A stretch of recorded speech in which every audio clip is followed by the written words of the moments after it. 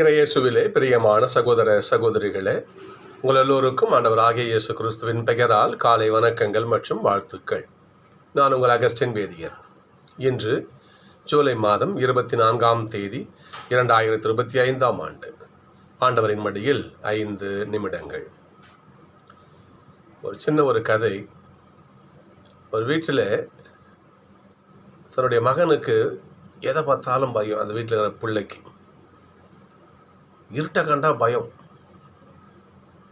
இருட்டில் எங்கேயும் பையன் போக மாட்டான், வீட்டுக்குள்ளேயே அடங்கிடுமா. அப்பா அம்மா பார்க்குறாங்க, இப்படியே இருந்தால் என்ன ஆகிறது? வளர பிள்ளை ஒரு ஆம்பளை பையன் இருட்டில் பொழுது போனால் வெளியே போக மாட்டான், உள்ளே அடைஞ்சிக்கிறதா என்ன பண்ணுறது? நாளைக்கு ஒரு கல்யாணம் காட்சின்னா என்ன ஒன்றும் புரியல அவங்களுக்கு. இருட்டை பார்த்தா பயம், எங்கேயும் போகிறதில்லை. அப்போது அப்பா என்ன பண்ணுறாரு, பையனை கூப்பிட்டு பேசுகிறேன், எப்போ இருந்தாலும் இருக்கக்கூடாது. எல்லா மக்கள் மனசில் இருட்டில் போயிட்டு வர வேலைக்கு போல வராங்கல்ல, உனக்கே அவன் பயம். இல்லைப்பா பயமாகுதுப்பா, இருட்டை பார்த்தாலும் பயம் எனக்கு. சரி ஒன்று பண்ணலாம், இது அப்பா காதலிச்சு, இப்போ கஷ்டப்பட்டு செய், உனக்கு பயம் போயிடும். சரி என்ன பண்ணு சொல்லுங்கப்பா. நம்ம வீட்டுக்கு பக்கத்தில் ஒரு காடு இருக்குது, நான் உன்னை போய் அங்கே விட்டுறேன். ஒரு நைட்டு ஃபுல்லாக அங்கேயே இரு. ஐயோயோ சொல்கிறத கேளு, நைட்டு ஃபுல்லாக நீ அங்கேயே இரு. இருட்டை பார்த்தவனும் பயமில்ல, கண்ணை வேணால் கட்டிக்கோ, துணி எடுத்து கண்ணை கட்டிக்கோ, அங்கேயே இரு. சரியா? உன்னை விட்டுட்டு அப்போ வந்துடுவேன். கஷ்டப்பட்டு இருட்டில் எப்படி பயம் இருட்டு பயம் என்ன பண்ணு பார்த்துக்கலாம். நான் அப்பா காலையில் வந்து உன்னை கூட்டின்னு வந்துடுவேன், சரியா அப்படின்றேன். சரி, பிள்ளைக்கு ஒன்றும் மறுப்பு சொல்ல முடியும். ஏன்னா பெற்றவங்களுடைய ஒரு கஷ்டம் பிள்ளைக்கு புரியும்ல. சரிங்கப்பா நான் இருக்கிறேன் என்று சொல்லி பையனை அதை ஒத்துக்கிறான். அப்பா அந்த காட்டுக்கு கூட்டின்னு போகிறாரு. பையன் கண்ணை துணி வச்சு கட்டிடுறாரு. உட்காந்து இப்போ ஒரு இடத்த பார்த்து இங்கேயே உட்காந்துக்கும், இந்த இடத்த விட்டு எங்கேயும் போகக்கூடாது, இங்கேயே இரு, அப்பா காலையில் வருவேன் சொல்லி அப்பா போயிடுறார். பையனுக்கா ஒன்றும் புரியல. கண்ணை கட்டியாச்சு, இருட்டு நேரம். அந்த காட்டில் இந்த பூச்சி மண்டுங்கள்லாம் சத்தம் போடுது, சரசரன்னு சத்தம். இந்த பையனுக்கு உள்ளுக்குள்ளே பயம் இருந்தாலும் தன் பெற்றவங்களுக்காக அதை தாங்கிடும் முடியாது, அப்படியே இருக்கான். கொஞ்சமாக டைம் ஓடுது, 1 மணி நேரம் 2 மணி நேரம் அப்படியே டைம் அப்படியே ஓடுது. கடைசியில் கொஞ்சம் அந்த பொழுது விடிய டைம், அந்த இளம் சூரியன் சொல்லுவாங்க இல்லையா, அந்த ஒரு உணர்றான். உடம்பு தெரியும்ல, அந்த புலர்ந்து உடம்பு உணர முடியுது உனக்கு. கொஞ்சமாக அந்த வெயில் அவன் மேலே அப்படியே படுது. மகிழ்ச்சி அவனுக்கு, பரவாயில்ல நம்ம இப்படி நைட்டு நம்ம கடந்துட்டோம், இன்னும் மகிழ்ச்சி அவனுக்கு. அப்போது மெதுவாக என்ன பண்ணுறான், கண்ணை அந்த துணி தூக்குறான், அவுக்குறான். பார்த்தா ஒரே ஆச்சரியம் ஒரு மகிழ்ச்சி அவனுக்கு. பக்கத்தில் பார்க்குறான், அவங்க அப்பா கூடயே உட்காந்துருக்கிறார். பையனுக்கு என்ன சொல்கிறேன்னு தெரியல. அப்பா நீ வீட்டுக்கு போகலையா? அப்பா சொல்கிறேன், நான் எப்படா போவேன்? இது உனக்கான ஒரு ஒரு ஒரு பயிற்சி தான், உனக்கான ஒரு காரியம்தான். இருந்தாலும் என் பிள்ளைய விட்டு நான் எப்படி போவேன்? பூச்சி போட்டு வருது, நல்லா பண்ண, யார் உனக்கு ஆகுது? நான் என் பிள்ளை நான் பார்த்துக்குவேன் என்று அப்பா சொன்னார். அந்த உடன் இருப்பு என்பது ஒவ்வொரு மனிதருக்கும் ஒரு ஒரு பொக்கிஷம். அது இந்த காலத்தில் சொல்ல முடியாது, இது கதை தான், இது உண்மையாக நடக்குமா? இப்போ தலைவர்லாம் பாருங்களேன், தொண்டனை தான் முன்னே அமைச்சிட்டு பின்னாடி பதுங்கிக்குவான். தொண்டை தான் ஜாகுவான், கூட இருக்க மாட்டான். ஏசப்பா கேட்பார் பாருங்க, கெத்செமனே தோட்டத்தில், யாரை தேடி வந்தீர்கள்னு கேட்பேன். நாசரேத்து இயேசுவை, நான் தான். நீங்கள் தேடி வந்தது என்னைத்தான் என்றால் இவங்களாம் போவிடுங்க சொல்லுவார். எப்படி எதனா பிடிச்சிக்க என்ன பிடிச்ச அரெஸ்ட் பண்ணிக்கோ, இவங்கள போவேன்னு சொல்லுவார். கடவுள் முன்பாக நிற்பார்.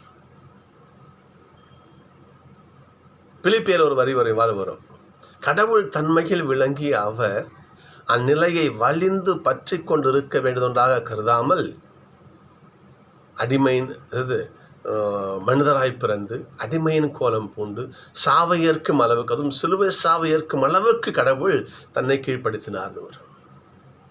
கடவுள் மனிதனாக பிறந்து மனுஷன் கூடவே வாழ்ந்தார். விட்டு போயில்லை. இப்படிப்பட்ட அற்புதமான காட்சி முதல் வாசல் வாசிக்கலாம். நம்ம யாவை இறைவன் மக்களை வழிநடத்துகிறாரு. இருந்தாலும் சீனாய் மலையிலே இறங்கி வந்து மக்களோடு பேசும் காட்சி நம்ம வாசிக்கிறோம். நம்ம இன்னைக்கு ஏன்னு சொன்ன கடவுள் உடன் இருந்து வழிநடத்துகிறவர், தன் உடனிருப்பை கொடுக்கிறவர். பகலிலே மேகமாகவும் இரவில் நெருப்பு தூணாகவும் அவர் என்ன பண்ணார்? மக்களுக்கு இருந்து வழிநடத்தினார். கடவுள் உடனிருப்பவர், இறங்கி வந்து தன் பிள்ளைங்க கொண்டு இருக்கிறவர் நம்முடைய ஆண்டவர். ஆனால் நாம் என்ன பண்ணுறோம்? அதை உணர மறுக்கிறோம்.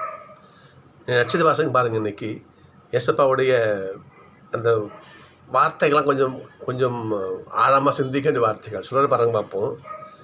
இவர்கள் காதால் கேட்டும் கண்ணால் பார்த்தும் என்ன நம்ம மறுக்கிறாங்க. நல்ல செய்தி தான் சொல்கிறேன், நான் கெட்டது ஒன்றுன்னு சொல்லலை. அதை காதால் கேட்குறாங்க, ஆனால் ஒத்துக்க மாட்டேங்கிறாங்களே. எப்போ அங்கே போகாத, அது தப்பான வழின்னு சொல்கிறேன். நான் சொல்கிறது தப்பா? சொல்லுங்க பார்ப்போம். இந்த மாதிரி நடந்துக்கோ, கடவுளுக்கு பிடிக்கும், நல்ல வழியில் போன்னு சொல்கிறேன். நான் சொல்கிறது தப்பா? நல்லதை சொல்கிறேன், காதால் கேட்குறாங்க, ஆனால் அந்த வார்த்தையை தூக்கி போட்டுறாங்களே. கண்ணால் பார்க்குறாங்க, எவ்வளவோ அற்புதங்கள் செய்கிறேன், இறந்த லாசரை உயிர்ப்பிக்கிறேன், பசியாத மக்களுக்கு அப்பம் பழுக செய்கிறேன். இப்போ பாருங்கள், காது கேட்காதவங்க காது கேட்குறாங்க, கண்ணு தெரியாதவங்க பார்க்குறாங்க, முடவை நடக்கிறாங்க, எல்லாம் நான் செய்கிறேன், எல்லாம் பார்க்குறாங்க. இருந்தும் என்னை கடவுளுடைய பிள்ளை இறை மகன்னு ஏற்றுக்க அவங்க மறுக்கிறாங்க. காதால் கேட்டும் கண்ணால் பார்த்தும் என்ன பண்ணுறாங்க? அவங்க என்னை ஏற்றுக்கொள்ள மறுக்கிறார்கள். இன்னும் பாருங்க பார்ப்போம். அதாவது கடவுளுடைய வார்த்தை எவ்வளோ ஒரு ஒரு ஒரு வழியோட வார்த்தை சொல்கிற பாருங்களா. அவர்களின் நெஞ்சம் கொழுத்து போய்விட்டது. இந்த வார்த்தைகள்லாம் நம்ம கொஞ்சம் ஆழமாக அதை எப்படி சொல்கிறது, எப்படி சொல்கிறாரு பாருங்க பார்ப்போம். அவர்களுடைய உள்ளம், அதாவது நெஞ்சம் கொழுத்து போயிடுச்சான். இதை வேறு எப்படி இதை பொருள் போடுறதுன்னு தெரியல. உடம்பு தான் கொழுத்து போகும், கொழுப்பு ஏறி போகும். உள்ளம் கொழுத்து விட்டது, மனம் திமிரில் தெரியுது உங்களுக்கு. அதனுடைய வார்த்தை. ஏன் நீ கண்ணால் பார்த்தும் நீ அதை மறுக்கிறன்னா நீ எப்படி ஆளா இருப்ப? நீ நல்லவற்றை காதால் கேட்டும் அதை நீ மறுத்து பேசுகிறேன்னா, நான் தப்பாக பேசுனா நீ மறுத்து பேசலாம். நான் நல்லதை சொல்கிறேன், நீ என்ன பண்ணுற? நீ மறுத்து பேசுகிற.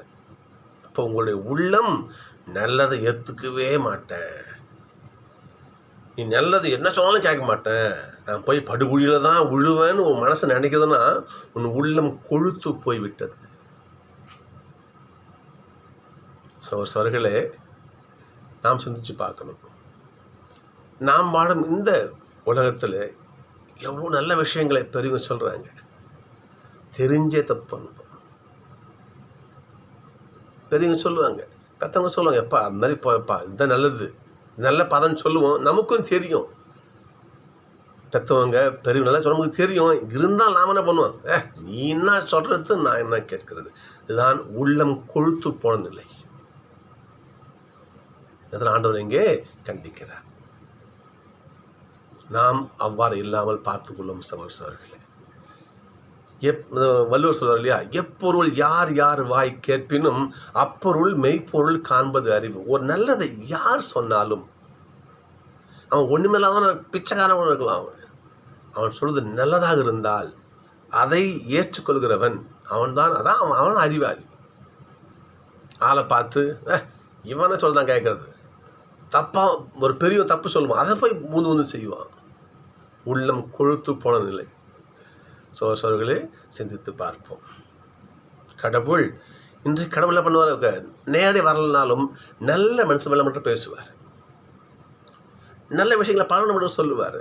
ஆனால் நாம் அதை கேட்காமல், நல்லதாக இருந்தாலும் நான் கேட்க மாட்டேன், நல்ல பாதையாக தான் நான் போக மாட்டேன் என்று தப்பான வழிகள் செல்கின்ற நமக்கு இருப்பது கொழுத்து போன உள்ளமே.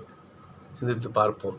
நாம் ஆண்டவர் வழியிலே நல்ல வழியில் செல்கின்ற இல்லையா, நல்ல மனம் உள்ள பிள்ளைகளா, நல்ல இதயம் படைத்த பிள்ளைகளா, நல்ல நெஞ்சம் உள்ள பிள்ளைகளா, இல்லை எனக்கு நல்ல வழி வேணாம், யார் என்ன சொன்னாலும் நான் கேட்க மாட்டேன், நான் போய் பாலுங்கணத்தில் தான் விழுவேன் அப்படி என்ற கொழுத்து போன பிள்ளைகளா? சிந்தித்து பார்ப்போம். நாம் நல்ல பிள்ளைகளாக வாழ ஆண்டவரை ஜெபிப்போம். கடவுள் நமக்கு நல்ல புத்தியை, நல்ல அறிவை கொடுக்கட்டும். நாளை சந்திப்போம்.